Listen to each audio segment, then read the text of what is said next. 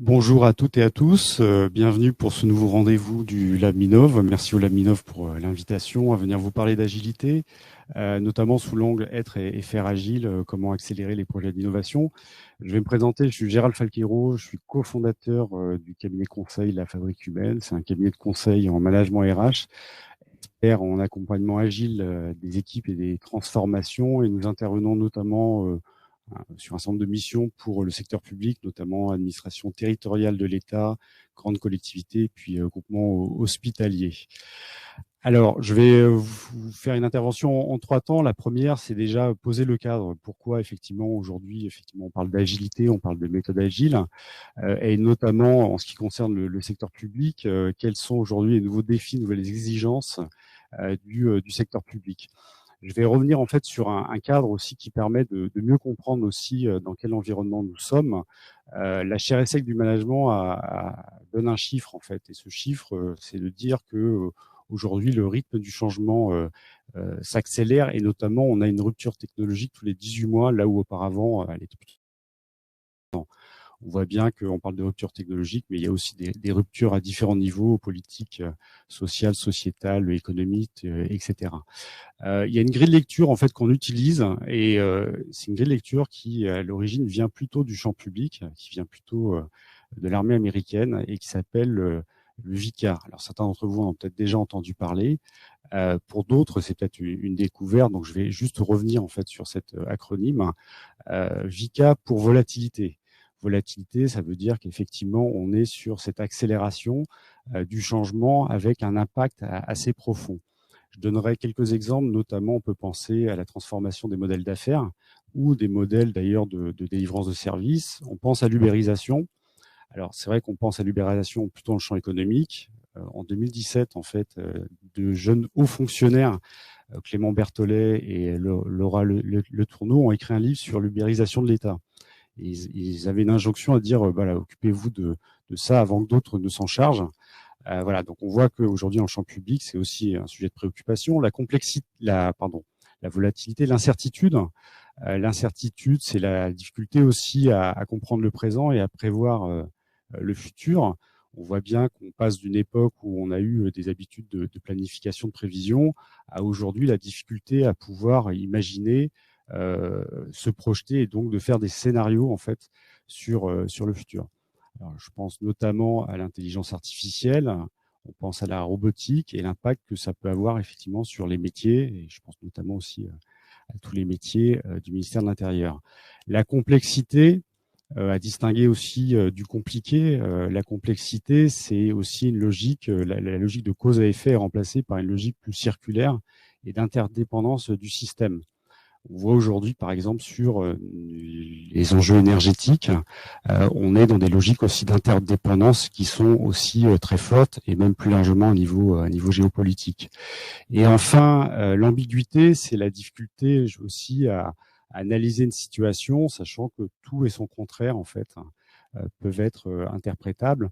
On pense aussi là aujourd'hui, et je ferai pas je pense qu'un petit clin d'œil aussi, et vous le comprendrez aussi à l'actualité, sur l'importance des réseaux sociaux, et sur ce qu'on appelle aussi l'infobésité, qui nous amène une surcharge en fait mentale qui rend difficile la prise de décision et d'action. Donc VICA, c'est une grille de lecture qui est assez opérante, et comme je l'indiquais, effectivement, elle trouve son origine en fait dans l'armée américaine qui, dans les années 90, a dû repenser en fait les théâtres de projection et d'intervention de ses militaires, et a développé en fait cet acronyme-là. Alors, dans ce monde qui est en accélération-transformation, quelle peut être la réponse? Et effectivement, une des réponses est l'agilité. Cette agilité-là, en fait, elle prend son essence, son origine dans un manifeste qui date de 2001, en fait, qu'on appelle le manifeste agile, qui à l'origine est en fait un manifeste qui a été créé par 17 développeurs de logiciels informatiques, software, qui sont réunis dans une station en fait de ski aux États-Unis pour un moment de convivialité. Et ils ont créé en fait ce manifeste-là, qui constitue un petit peu l'ADN en fait de l'agilité. Juste pour situer un petit peu, voilà, ces éléments. Deuxième point, deuxième question, en fait, c'est effectivement en quoi l'agilité peut être une réponse à cet environnement qui s'accélère, cet environnement VICA, et en quoi finalement on peut aussi créer de la valeur pour les usagers, tout en satisfaisant les agents. Ce qui me semble quelque chose d'assez intéressant en fait, de poser en fait la question sous cet angle-là. Alors, je vais passer par un petit détour, c'est que effectivement, dans un monde qui s'accélère, et je pense que vous le vivez tous dans vos organisations, on nous demande de plus en plus de choses à faire. Donc, on a de plus en plus de choses à faire dans des délais qui sont de plus en plus contraints, avec parfois moins de moyens pour pouvoir le faire. Donc ça, je dirais dans le champ public, c'est la règle des 3 E, hein, c'est-à-dire l'économie, l'efficacité, l'efficience. Effectivement, on apprend, on va dire, à délivrer de mieux en mieux, de plus en plus vite. Et ce qui peut donner l'impression d'être aussi résilient, d'être capable de s'adapter en fait à cette pression qui nous vient de l'environnement et des exigences de notre environnement. Et parfois, effectivement, ceux qui ont moins cette aptitude-là se mettent plutôt derrière d'autres personnes que moi je vais appeler les héros en fait.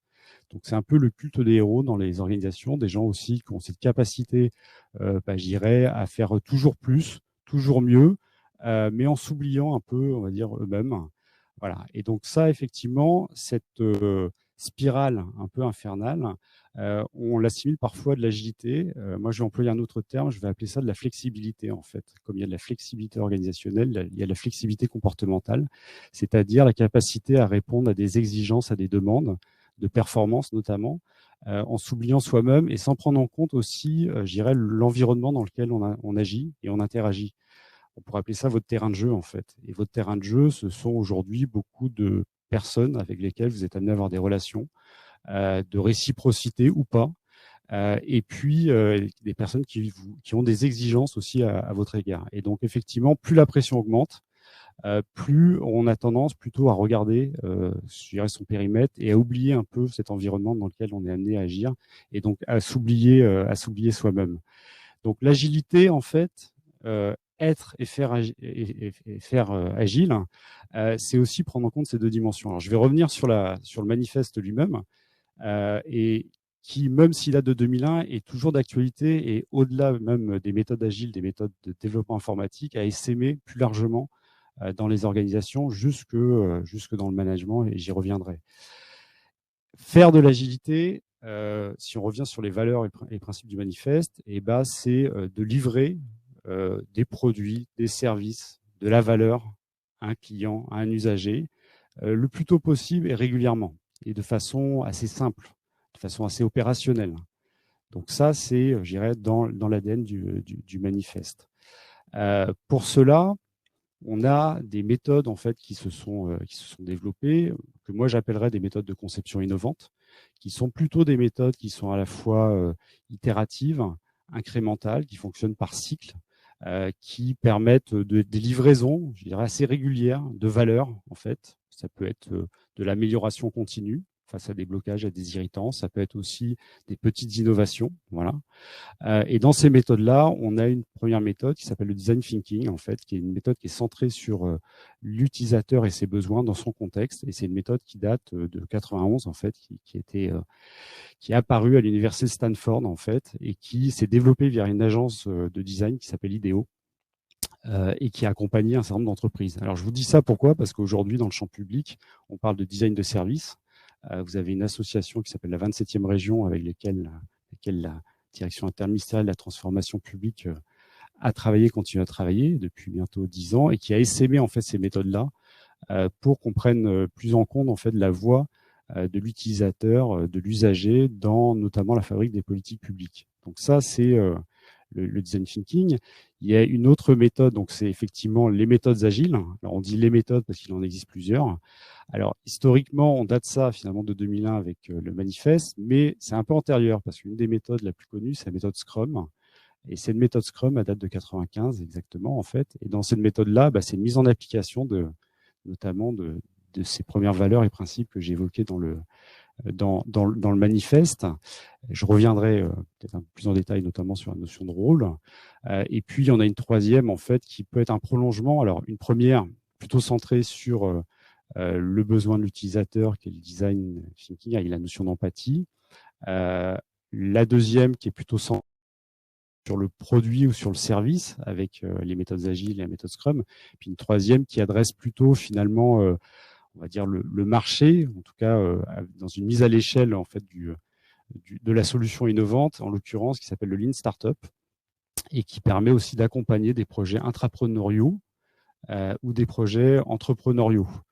Alors, tout ça, et dans cette méthode-là, on retrouve des points communs, notamment Lean Startup, qui est le fait de construire une solution, de l'adresser en fait à des usagers, à des utilisateurs, pour qu'ils puissent le tester, et à partir de là, d'apprendre, c'est-à-dire de recueillir des informations, des données, retour qu'ils vous en font, et puis ensuite de pouvoir un peu mesurer tout ça et d'une certaine façon de pouvoir peut-être aussi pivoter sur sa solution. Et donc tout ça, au-delà, je dirais, de la méthodologie, ça nous apprend aussi à changer nos modes de faire et notre mode aussi de penser, et d'adresser plus rapidement, on va dire, des solutions sans attendre qu'elles soient totalement finalisées. Ce que moi j'appellerais un peu d'attendre l'œuvre en fait. On ne cherche pas à faire un chef-d'œuvre, on cherche d'aller au contact le plus rapidement possible de ces utilisateurs. C'est le faire. Après, l'être, c'est effectivement dans l'agilité, et je reviens sur le manifeste, ça fait partie des 3 et des 4 valeurs. C'est-à-dire, on demande, dans les valeurs de l'agilité, il y a notamment l'intention de collaborer activement avec le client pour pouvoir livrer au plus tôt de la valeur. Il y a le fait aussi, et c'est très important, les individus et leurs interactions. Donc ça, les processus relationnels sont très importants aussi dans les méthodes agiles. Et puis le dernier, c'est l'adaptation au changement. Donc vous voyez le lien avec ce que j'évoquais précédemment sur l'agilité comme une réponse à un environnement VUCA en accélération. Et plus précisément dans les principes, on retrouve aussi des choses que je trouve particulièrement intéressantes, qui sont notamment le fait de soutenir la mise en œuvre aussi de ce qu'on appelle des équipes auto-organisées. Et on le verra, ça amène aussi à une transformation managériale, de permettre aussi à l'équipe de trouver, on va dire, par rapport à un objectif qui est donné, un objectif de création de valeur, de pouvoir trouver aussi son mode de faire et son mode d'être à travers ces modes de fonctionnement, et puis de pouvoir réfléchir assez régulièrement sur la façon dont elle fonctionne, à travers notamment des rétrospectives pour pouvoir le faire. Donc ça, et chose importante que je ne dois pas oublier et qui est en lien avec ce que je disais sur la flexibilité et l'agilité, et qu'on a oublié et sur lesquels il faut revenir, c'est avancer à un rythme soutenable. C'est-à-dire qu'effectivement, oui, délivrer de la valeur, proposer des solutions d'amélioration, des solutions innovantes, mais ça ne doit pas se faire au détriment en fait des personnes et en l'occurrence de l'équipe qui conduit le projet. Donc, je pourrais résumer ça en disant créer de la valeur sans en détruire en interne. Voilà, en tenant compte toujours de son écosystème et de la notion aussi d'optimum. C'est-à-dire qu'on ne cherche pas à proposer la solution la meilleure techniquement, mais on propose une solution globale.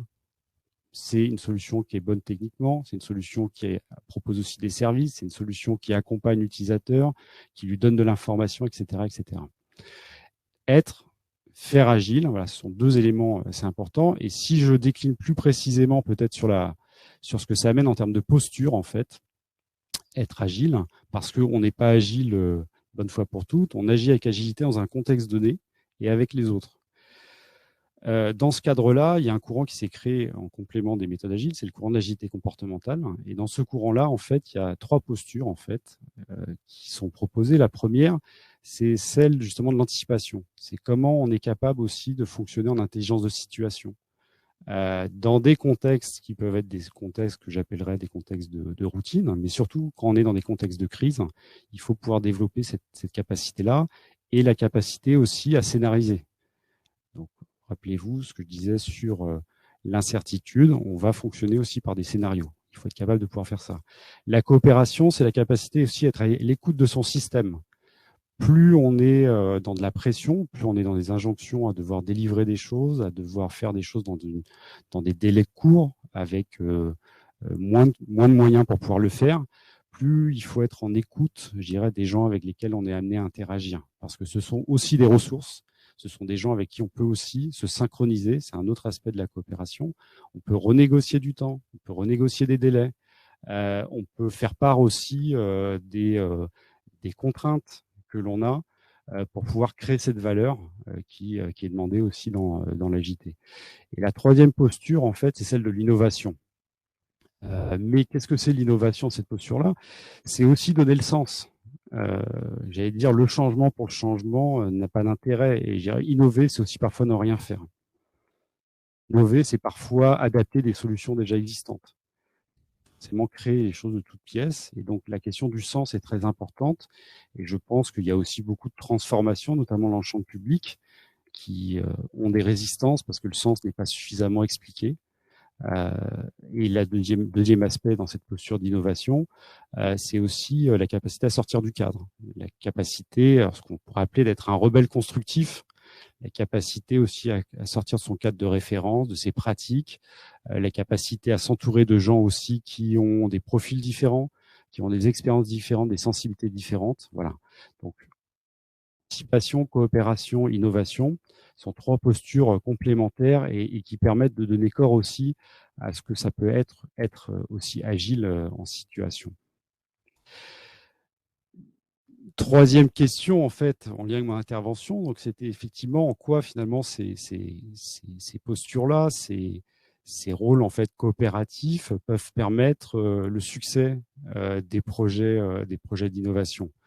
On donne souvent un chiffre sur l'échec en fait des projets. Alors les projets conduits de manière très prédictive, c'est-à-dire qu'on appelle les cycles en V, on donne ce chiffre de 70%. En général, les projets n'aboutissent pas, soit sur le triptyque coût qualité délai, soit ils dépassent en fait le budget, soit ils dépassent les délais, etc. Si on regarde plus précisément en fait les méthodes agiles, on s'aperçoit qu'un des principaux échecs, en tout cas qui font que les projets aboutissent moins, c'est le contexte culturel en fait de l'organisation. On voit bien, et je pense que pour certains d'entre vous, vous l'avez peut-être vécu, effectivement, on va assister à une formation, on se forme par exemple à la créativité, à la facilitation, et puis après on revient en fait dans son quotidien, on s'aperçoit que finalement son organisation est peut-être un peu trop bureaucratique, facilite peut-être pas en fait la créativité. Donc ça, par exemple, c'est culturellement, ça peut être une résistance forte, en tout cas qui est relevé. La deuxième chose, pratiquement à 44% sur des études qui ont été faites sur la diffusion de l'agilité dans les organisations, c'est aussi l'absence de soutien managérial ou en tout cas un management qui n'est pas adapté en fait aux diffusions de cette culture-là.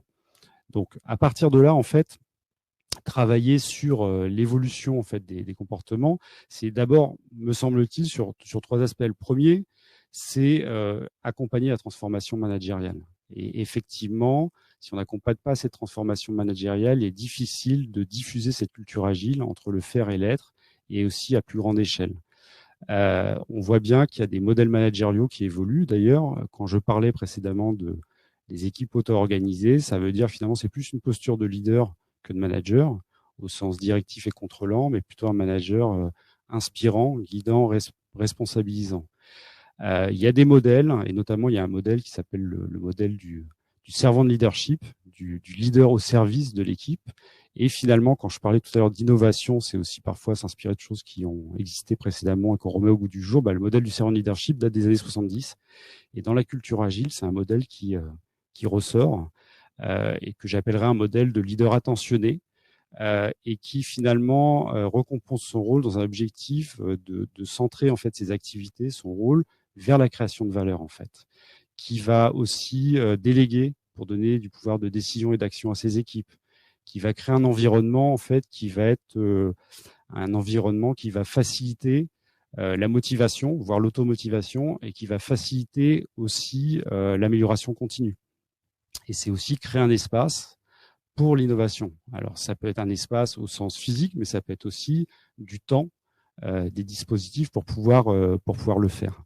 Donc, le volet managérial, le volet sur les équipes. Quand on est dans des environnements, effectivement, qui sont très pressurisants, qui vous mettent beaucoup de contraintes, et on le voit finalement dans le modèle Scrum, en fait, les méthodes Scrum, pour que l'équipe puisse se focaliser sur la création de valeur, il faut qu'elle pose un cadre qui la protège un petit peu de l'extérieur. Le manager, le leader est là aussi pour faciliter ça. On pourrait dire que dans les rôles de Scrum, il y a le product owner, qui est le représentant, on va dire, du client, de celui qui sollicite cette création de valeur. On pourrait dire que le leader, en fait, peut se positionner dans ce rôle-là, en fait, permettre ensuite à l'équipe de pas être polluée en fait par des interactions et faire le lien en fait avec le commanditaire interne. Et puis, on a aussi un rôle dans Scrum qui est le rôle de Scrum Master. Et effectivement, ce qui fait aussi la réussite des projets, et notamment des projets agiles, c'est la prise en compte de ces deux dimensions, à la fois une dimension que j'appellerais les processus opérationnels, qui sont représentés par le product owner, en fait, c'est-à-dire finalement qu'est-ce qu'on va créer comme valeur, qu'est-ce qu'on va délivrer à la fin, et puis les processus aussi relationnels. Et ça, c'est le rôle du Scrum Master qui va être garant des processus, des rituels, des cérémonies en fait Scrum, et qui va permettre, là encore, par des rétrospectives notamment, permettre à l'équipe de prendre conscience de ce qu'elle a appris, de ses modes de fonctionnement et comment elle pourrait améliorer ses modes de fonctionnement. Donc un préalable au démarrage d'une équipe, notamment d'une équipe qui peut être auto-organisée, agile, c'est de travailler un peu sur ses règles de fonctionnement, ses règles de comportement. Ce qu'on a l'habitude de faire en général, en ce qui nous concerne, c'est de prendre un temps justement sur une logique un peu de charte d'équipe, où on va faire réfléchir l'équipe sur finalement sa raison d'être. Pourquoi on est là? Pour qui on est là? Pour qui on veut créer de la valeur? Pourquoi? C'est-à-dire pour quel résultat? Quels sont les objectifs opérationnels?